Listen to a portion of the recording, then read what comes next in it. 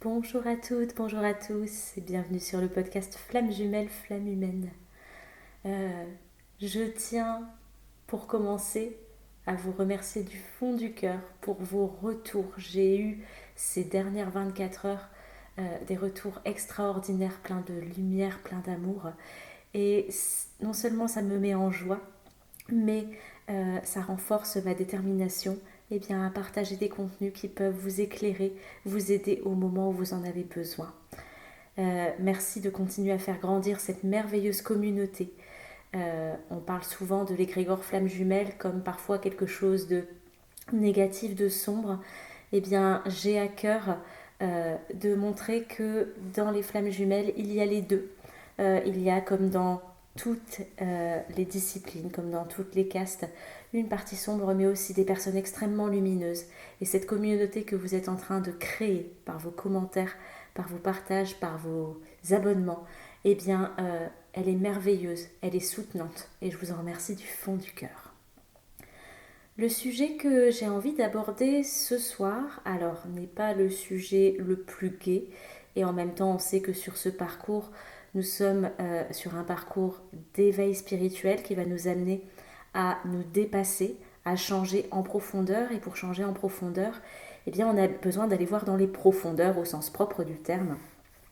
Et je souhaite rebondir sur ce que j'observe énormément depuis quelques jours qui s'est présenté en séance déjà 3 à 4 fois en l'espace de 2-3 jours. Je voudrais parler aujourd'hui de tous les abus qu'ont pu subir les deux jumeaux dans leur enfance, dans leur adolescence, dans leur vie d'adulte, et qui sont pleinement liés aux blessures d'humiliation, de trahison et d'injustice, c'est-à-dire les blessures qui sont les couches supérieures de l'oignon, c'est-à-dire que la blessure d'injustice cache la blessure de rejet, la blessure de trahison cache la blessure d'abandon.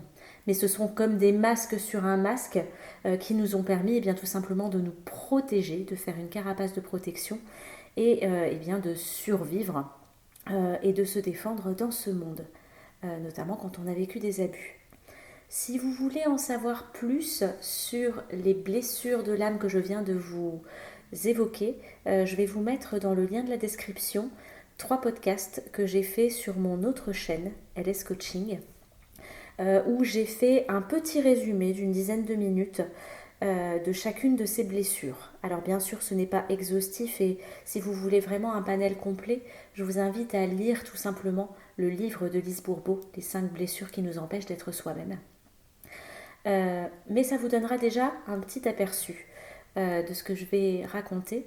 Et ce qui m'intéresse aujourd'hui, c'est de relier ces blessures au parcours de flamme jumelle et comment votre jumeau ou votre jumelle vient réveiller quelque chose qui était déjà là. Alors aujourd'hui, ce que je constate, c'est que ce n'est pas que le mental qui crie sa souffrance par rapport aux abus, même si je ressens beaucoup en ce moment de colère et beaucoup de lutte de l'ego qui cherche tout simplement à se protéger, à se faire entendre. Mais il y a aussi le corps physique qui hurle qu'il veut être libéré de toutes ces émotions de colère, de tristesse, de honte, de dégoût, de cette peur des hommes, de cette peur des femmes, en fonction de ce qui va vous concerner. Et donc le corps physique va tomber malade, va provoquer des maladies liées à la digestion, au mieux des ballonnements, voire des SIBO, des parasitoses, beaucoup de maladies au niveau du système génital également, que j'entends en ce moment. Bref, le corps parle, la mal a dit, le mal a quelque chose à dire et c'est le corps qui parle. Alors ces différents abus qui ont pu être vécus par l'un et par l'autre, ils sont de plusieurs natures. Ils peuvent être bien sûr d'abord physiques, on pense aux abus sexuels et Dieu sait que je sais de quoi je parle puisque j'en ai subi 2 et un petit, un geste qui était venu réveiller, et j'ai fait un blackout dessus pendant 30 ans. Les abus physiques, c'est aussi la violence, quand on a notamment été battu ou frappé de manière épisodique ou de manière répétée pendant notre enfance, notre adolescence. Les abus, ils sont également émotionnels. Quelqu'un qui va vous souffler le chaud et le froid, vous savez jamais où l'attendre. Parfois c'est oui, parfois c'est non. Parfois on vous tend les bras et on vous fait un gros câlin, et parfois on vous rejette et on vous crie dessus. Et en tant qu'enfant, vous ne savez plus où vous positionner, et c'est extrêmement insécurisant pour vous. Ça provoque un type d'attachement qu'on appelle un attachement dysfonctionnel. Je n'ai plus le bon terme en tête, ce n'est pas l'attachement évitant, c'est l'attachement ambivalent. Voilà, c'est ça que je cherchais. C'est-à-dire que l'enfant va réagir de la même manière avec ses parents, c'est-à-dire qu'une fois ça va être Jean qui rit et une fois ça va être Jean qui pleure. Ces abus émotionnels peuvent être aussi des relations d'emprise, c'est-à-dire que comme l'enfant ne sait jamais où attendre, il est tout le temps à la merci de son parent ou de son éducateur ou de son ami, et je mets évidemment ami entre grosses guillemets, et il est en insécurité émotionnelle totale. Ça peut provoquer également des sensations de terreur chez certaines personnes quand ces violences émotionnelles sont exacerbées. Et puis bien sûr, il y a toute la violence verbale. Alors je pense au dénigrement par les paroles. T'es moche, tu sais rien faire, t'es bête, t'es nul, t'es bon à rien, tu pues. Enfin, j'en passe et des meilleurs. C'était pour vous donner quelques exemples. Des insultes, mais aussi le fait de sous-estimer en permanence ce que fait l'enfant.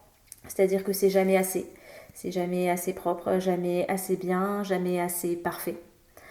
Et puis, il y a la violence non verbale qui passe par l'indifférence. C'est-à-dire que vous avez l'impression que la personne en face de vous n'en a rien à faire de vous, tout simplement.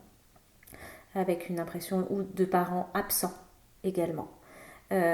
Qui peut donner une impression d'indifférence si par exemple vous avez eu dans votre enfance un papa ou une maman qui travaillait en partant à la semaine avec son travail et qui était donc très peu présent. Voilà, pour rappel, donc ces 3 blessures de trahison, d'injustice et d'humiliation. La trahison est déclenchée par le parent du sexe opposé entre 4 et 6 ans à peu près. Alors, je tiens à préciser, puisque quelqu'un l'a écrit en commentaire de manière juste, on parle souvent du parent qui déclenche, et c'est vrai, mais le parent n'a premièrement pas nécessairement la volonté de le faire et peut être le parent le plus aimant du monde et avoir une parole ou un geste maladroit. Et la deuxième chose, c'est que le parent peut être dans la plus grande bienveillance et le plus grand amour quand il prononce une phrase ou qu'il a une attitude, et c'est l'enfant, puisqu'il s'est incarné dans ce monde-ci avec des blessures à travailler qu'il a décidé avant, qui par son interprétation d'enfant va prendre la parole ou le geste du parent comme une trahison, une injustice ou une humiliation. Voilà, donc je pense que c'était important de le repréciser. La blessure d'injustice, elle est éveillée par le parent du même sexe que vous, donc vers 4 à 6 ans également. Et l'humiliation, elle peut être déclenchée par l'un ou l'autre parent ou un éducateur, un instituteur, etc. environ vers l'âge de 3 ans. Et ça touche souvent à la propreté et à l'intégrité physique. Puis, une fois que la blessure est déclenchée, elle est réactivée régulièrement dans les relations sociales à l'école, donc avec les camarades de classe par exemple, avec les éducateurs, plus tard dans les relations amicales, dans les relations amoureuses, avec les collègues, dans la vie, etc. Alors, j'en viens au lien avec ce qui se passe dans le parcours des flammes jumelles. Après une reconnexion où on avait ce sentiment d'être à la maison, d'évidence, de pouvoir imposer ses chaussons et d'être en pleine confiance par rapport à l'autre, la période de dysfonctionnement va réveiller ces blessures, donc votre jumeau ou votre jumelle, inconsciemment et involontairement, va réveiller ses blessures lors de ce qu'on appelle les crises égotiques, c'est-à-dire les moments où l'ego prend le dessus par protection. Du côté du chaser, ces abus, ça peut être la violence des émotions qui vont sortir de manière proportionnelle à la souffrance qu'il ressent quand il est piqué au vif par l'autre, c'est-à-dire un tsunami. Et bien évidemment, l'autre, ça le terrorise, d'une part de voir à quel point il a pu faire du mal à son autre, d'où son bouton on-off pour se couper de ses émotions, parce que ce serait beaucoup trop souffrant pour lui d'avoir blessé à ce point-là la personne qu'il aime le plus au monde. Ça peut être également, chez le chaser, de faire des reproches à son runner parce que il fait jamais assez bien, il n'est pas assez présent, il change rien dans sa vie, il travaille pas sur lui, enfin tout ce qu'on peut reprocher en première partie de parcours. Bien évidemment, vous vous doutez bien que le runner, ça va pas lui plaire et que ça va également le faire fuir et qu'il va trouver ça extrêmement violent et injuste. D'où cette sensation aussi de chaud-froid, puisque on parle souvent du chaud-froid du runner avec ses silences radio, mais le chaser, eh bien, quand il en balance entre guillemets plein la figure du runner sans s'en rendre compte, il bat le froid, et ensuite quand le runner revient, il lui ouvre grand les bras et ça recrée la situation de je ne sais pas où t'attendre, et ça provoque des peurs. Et puis il y a bien sûr cette volonté de contrôler l'autre pour le faire avancer sur ce parcours qui est finalement une forme de manipulation, une forme d'emprise, même si ça n'est pas ce qu'on souhaite et qu'on le fait parce qu'on a peur de perdre l'autre. Et évidemment l'autre, ça le fait fuir aussi. Du côté du runner, le runner qui souffre très fort de la blessure du rejet, j'en parlerai dans un autre podcast, a plutôt l'habitude de se sous-estimer. Donc il ne sait pas se faire des compliments à lui-même et il a tendance à voir uniquement ce qui ne va pas chez lui, ce qu'il ne fait pas bien. Et en fait, il fait pareil avec son chaser. Une fois que la lune de miel est terminée. Donc il va pointer juste ce qui a été raté, ce qui n'était pas entre guillemets à la hauteur pour lui. Et évidemment le chaser, ça va réveiller pile la blessure qu'il ne faut pas et les émotions vont être violentes. Vous voyez un peu le cercle. Le runner va, par son attitude indifférente avec son fameux bouton on-off pour ne pas se connecter à ses émotions, eh bien faire croire au chaser que effectivement il n'est jamais assez, qu'il ne fait jamais assez. Il a l'impression que son runner passe son temps à faire des allers-retours qui ne comptent pas pour lui. Qui compte pas pour lui parce que sinon il lui écrirait, alors que parfois il y a des silences radio, il y a plusieurs jours sans message. Donc à nouveau cette idée de battre le chaud et le froid, mais d'une autre manière. Et puis bien sûr, pour les deux, chaser et runner, quand il y a reconnexion charnelle et donc dans l'acte sexuel, très souvent ce que je peux observer, et ça a été mon cas, c'est que l'autre va reproduire le geste traumatique qu'on a vécu pendant notre enfance, mais sans le savoir. Donc forcément, ça va faire remonter la mémoire. Les remontées de mémoire peuvent se faire également avec l'énergie sexuelle qui circule, et je ferai un podcast bientôt sur la sexualité des flammes jumelles. Vous savez que cette sexualité a une énergie extrêmement forte, extrêmement puissante, et comme dans un soin énergétique quand vous en faites un, cette énergie puissante, elle vient un peu, bon mon image est un petit peu triviale, mais un peu comme un Karcher, dégommer les émotions et les mémoires qui étaient coincées, qui étaient enquistées dans les tuyaux. Et quand ça recircule, eh bien ça peut provoquer des émotions extrêmement fortes, voire des remontées de trauma, des rêves de nettoyage, etc. Et puis il peut y avoir dans cet acte sexuel aussi la partie sauvage de l'un ou de l'une qui se réveille et qui fait peur à l'autre parce que c'est quelque chose qui ne s'est jamais autorisé, que c'est quelque chose qui est à accueillir tout autant que la partie sacrée, douce. Et surtout s'il y a eu abus sexuel avec une soumission et une sidération, eh bien ça peut faire remonter des émotions extrêmement souffrantes. Alors, ce que je vous invite à faire en ce moment, c'est vraiment d'observer les émotions qui remontent en vous vis-à-vis des personnes de votre entourage, vis-à-vis de votre autre, ou dans certaines situations. Alors, ce que j'ai pu entendre cette semaine, c'est eh bien, un homme qui va manifester son intérêt pour aller plus loin et la personne en face qui se braque et qui est terrorisée à l'idée d'y aller parce qu'il y a quelque chose qui est caché là.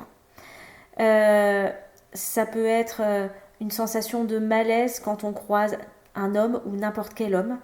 Ça peut être pour un homme la peur d'être manipulé par une femme, d'être soumis, de se faire avoir. Enfin voilà, tous ces comportements, je vous invite vraiment à les observer et à voir les croyances qui sont en dessous.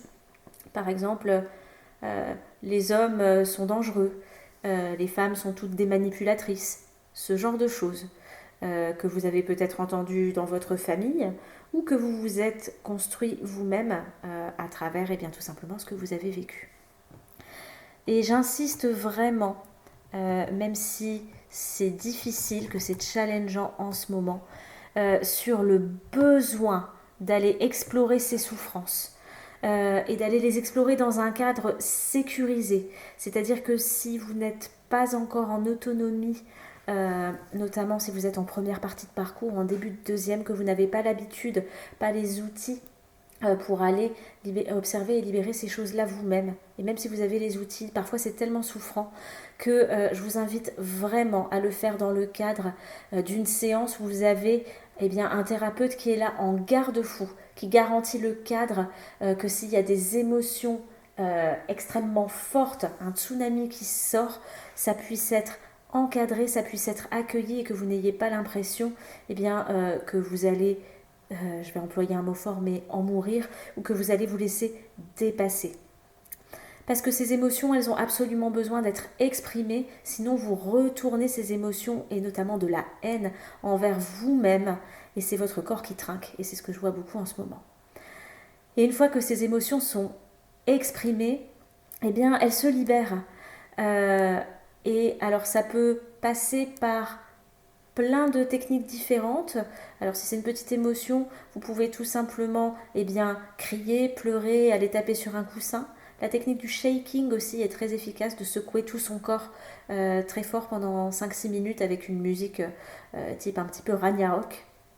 D'être à l'écoute de son corps bien sûr, mais si vous sentez qu'il y a quelque chose de plus profond et que vous avez peur d'y aller vous-même ou peur de vous faire dépasser, je vous invite vraiment à prendre une consultation pour pouvoir lâcher l'émotionnel et le soin énergétique est extrêmement efficace pour ça, combiné aussi avec le soin sonore qui renforce ces énergies et qui refait circuler. Parce qu'une fois que tout ça c'est sorti, c'est libéré, ensuite vous ressentez d'une part un bien-être physique, vous vous sentez léger, vous vous sentez apaisé et surtout il y a une énorme ouverture de cœur. Et là, l'ego tombe puisqu'il n'a plus de raison d'être, puisque c'était votre carapace de protection. Et dans ce parcours flamme jumelle, ce passage-là est fondamental. Parce que de ces blessures qui ne sont pas libérées et de ces émotions qui sont enquistées, découle la peur d'aimer, voire la haine envers les autres, envers le sexe opposé ou envers même toutes les personnes autour de vous. La peur de s'engager, la peur de souffrir à nouveau, la peur d'être rabaissé, d'être humilié. Et ça bloque d'abord le chemin vers vous-même, vers l'amour de vous-même, et dans tous les aspects, que ce soit l'aspect mental, l'aspect physique, l'aspect émotionnel, et bien évidemment, ça bloque le lien avec votre autre, et ça bloque les deux réunions, la réunion avec vous-même et la réunion potentiellement avec votre autre. Voilà, donc si vous observez ça dans votre vie en ce moment, sachez que j'ai énormément de compassion pour tout ce qui se passe autour. Je vous souhaite plein de courage et je vous engage vraiment à ne pas rester seul avec ça et à au moins en parler et à choisir la méthode qui est la plus appropriée pour vous. Mais de profiter aussi de ces énergies du moment qui sont remuantes mais qui sont décisives et qui font basculer. Il y a vraiment un avant et un après pour un mieux-être beaucoup plus immédiat. Il y a une accélération en ce moment qui est profitable. Et si vous saisissez eh bien cette fenêtre, ça va vous être profitable sur tous les aspects de votre vie et permettre à l'amour et à la lumière de rentrer profondément dans votre cœur, et c'est tout ce que je vous souhaite. Voilà, je vous remercie encore une fois pour votre écoute. Je vous envoie plein d'amour et je vous dis à bientôt pour un prochain épisode.